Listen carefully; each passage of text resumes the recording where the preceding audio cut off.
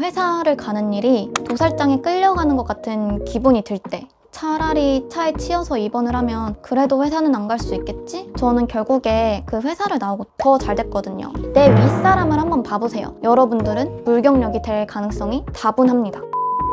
안녕하세요, 토게토게입니다. 제가 지난번에 유튜브 커뮤니티에 다음 영상 주제로 뭐를 하면 좋을지 투표하는 설문을 올렸었는데요. 가장 많이 투표를 해주신 게 신입 1년차의 퇴사 고민이더라고요. 역시나 이 문제에 대해서 고민하시는 분들이 많구나 라는 생각을 했고, 가장 먼저 이 주제로 영상을 만들게 됐습니다. 먼저 저를 모르실 분들을 위해 저에 대해서 간단하게 소개를 해드릴게요. 저는 지금까지 경력으로는 만 2년이 넘은 3년차고요. 그동안 이직은 한 번을 했습니다. 첫 직장에서는 1년 1개월 일하고 퇴사를 했었고요. 그 다음에는 좀 작게 소박하게 개인 사업을 사부작 했었고, 1년 채우기 전에 다른 회사로 경력 이직을 하게 됐습니다. 제 유튜브 영상을 보셨던 분들은 아시겠지만 저는 인턴도 많이 했었어요. 5번의 인턴을 했었어요. 제 나이와 연차에 비해서는 다양한 경험을 쌓아왔다고 생각을 하고 있습니다. 퇴사를 고민하시는 분들이라면 저 같은 사람의 조언이라도 받고 싶은 분들이 많으실 것 같아요. 그래서 그런 차원에서 저의 아주 자그마한 생각을 공유드리고자 합니다. 먼저 본격적으로 퇴사에 대해서 말씀드리기 전에 가장 먼저 드리고 싶은 말씀은 이거예요. 결정은 여러분들이 스스로 하셔야 된다는 점입니다. 유튜브에 보면은 뭐 이럴 땐 퇴사하세요, 이럴 땐 퇴사하지 마세요 하는 식의 영상들이 정말 많이 있잖아요. 저도 뭐 퇴사 결정을 처음 내릴 때 그런 영상들 정말 많이 보고 했었거든요. 그런데 여러분들이 그런 영상을 참고하실 수는 있겠지만 절대 그 영상들을 다 믿지는 마세요. 제가 지금 말하는 이 말도 굳이 다 믿으실 필요는 없습니다. 그 유튜버들은 저를 포함해서 여러분 개개별의 상황을 알지 못합니다. 하다못해 부모님도 나에 대해서 내 결정을 대신 내려주지 못할 텐데, 여러분들의 경험을 들은 적도 없고 여러분들의 상황을 제대로 알지 못하는 유튜버들이 어떻게 조언을 줄 수 있겠어요. 그러니까 아무리 뭐 조언을 드린다고 해도 그 조언을 고지고대로 믿지 마시고 결정은 오로지 여러분들이 스스로 내리시길 바랍니다. 제가 이렇게 누구한테 고민 상담을 해줄 때마다 항상 공유해주는 영상이 있어요. 제가 유튜브에 중대한 결정을 내릴 때 참고하기 좋은 영상을 올린 적이 있거든요. 여기 이렇게 링크로 달아드릴 테니까 꼭 그 영상을 보면서 스스로 판단하고 결정을 내리는 과정을 충분히 거치셨으면 좋겠습니다. 그럼 이제 본격적으로 퇴사 고민에 대해서 저의 생각을 말씀드리도록 하겠습니다.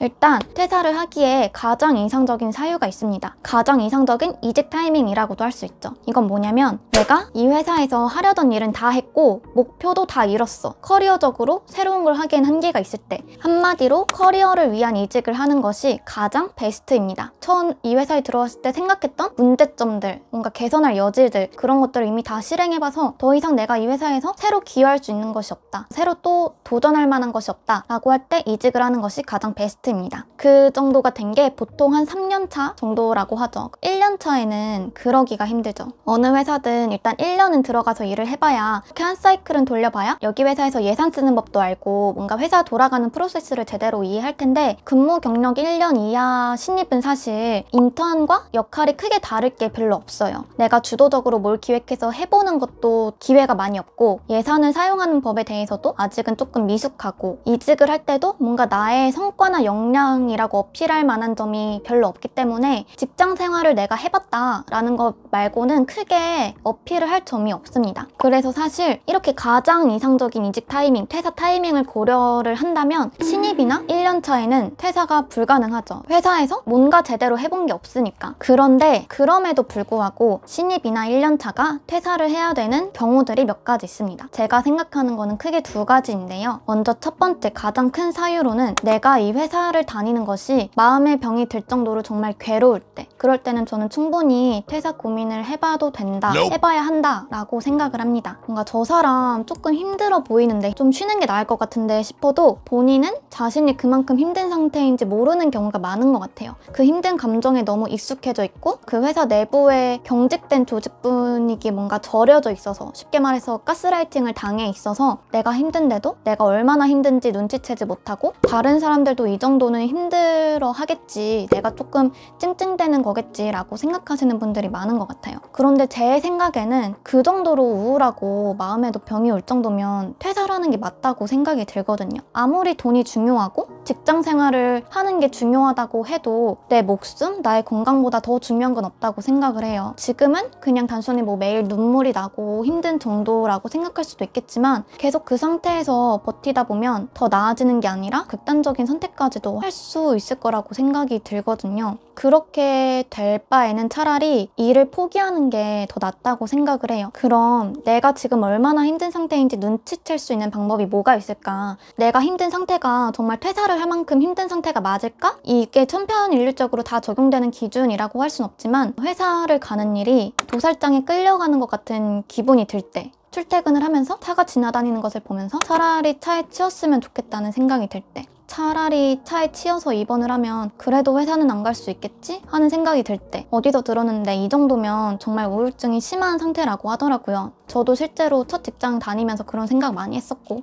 차라리 내가 어떻게 됐으면 좋겠다 하는 생각이 들 정도라면은 그 일을 포기하는 게 내 건강을 위해선 더 좋지 않을까라는 생각을 고민을 해보셨으면 좋겠습니다. 그럼에도 여러분들이 쉽게 일을 포기하지 못하는 이유가 아무것도 하지 않는 그 무업의 상태로 돌아가는 것이 두렵고 무섭기 때문이라고 저는 생각을 해요.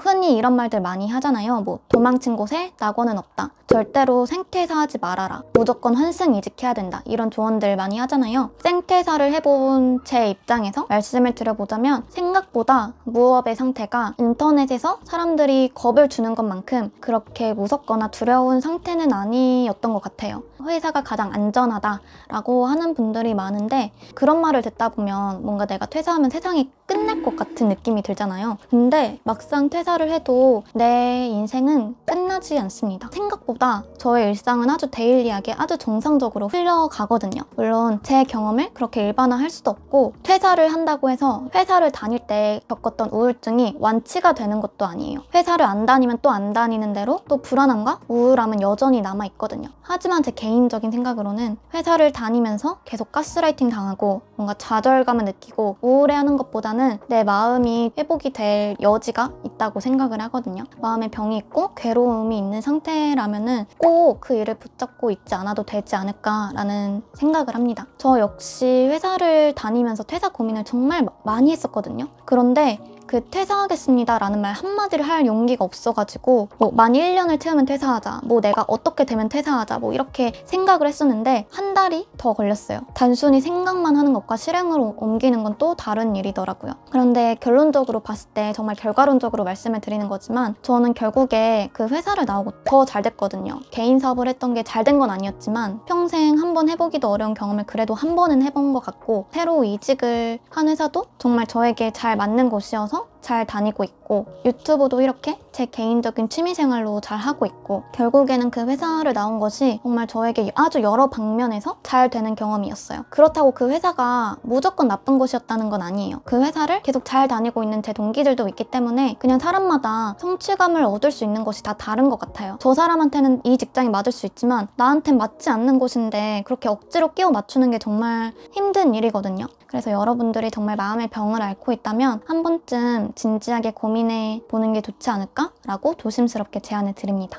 그리고 퇴사를 고민해봐야 되는 두 번째 사유는요. 내가 이 회사에서 무경력이 되어가는 것 같을 때 퇴사를 하기 가장 좋은 사유가 커리어 관리 때문이라고 말씀을 드렸잖아요. 어떻게 보면 그것과 일맥상통하는 점이죠. 내가 여기에 있는 것이 오히려 무경력이 된다라고 할 때도 역시 퇴사를 고민을 해봐야 됩니다. 그러면 무경력이 대체 무엇이냐? 제가 생각하는 무경력이라는 건 나만의 기술을 개발을 할 기회가 없는 것입니다. 쉽게 말해서 내가 이 회사에서 무언가를 새로 기획하고 뭔가 일을 개선해 나갈 여지가 없는 거예요. 너무 단순하고 1차원적인 업무만 하고 있는 거죠. 예를 들어서 내가 마케터예요. 내가 하는 일이 매번 SNS 콘텐츠를 그냥 단순히 게재하는 일밖에 하고 있지 않은 거예요.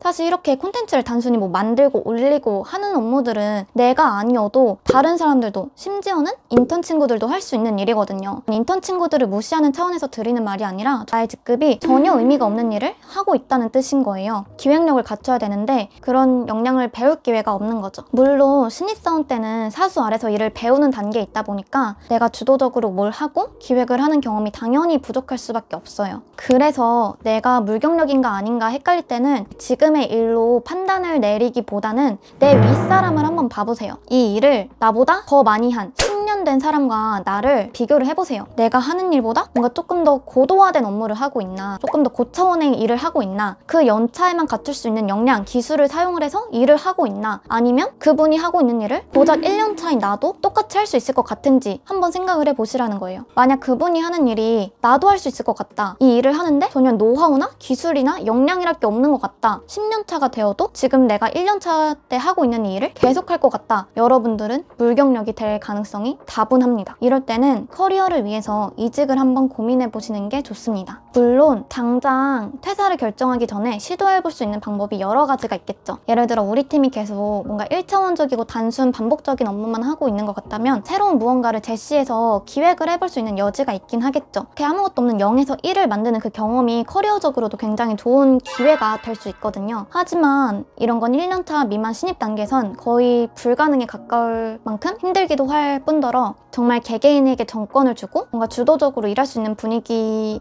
회사가 아닌 이상은 이렇게 신입 1년차 단계에서 무언가 새로 제안을 하는 게 어려운 일이기는 합니다. 차라리 아무것도 하지 않은 1년차 때 신입 단계에서 이직을 하는 것이 물경력만 쌓인 3년차 이직을 하는 것보다 나을 수도 있거든요. 그럼 이제 반대로 퇴사를 조금 더 고민해봤으면 좋겠다 싶은 경우를 말씀드릴게요.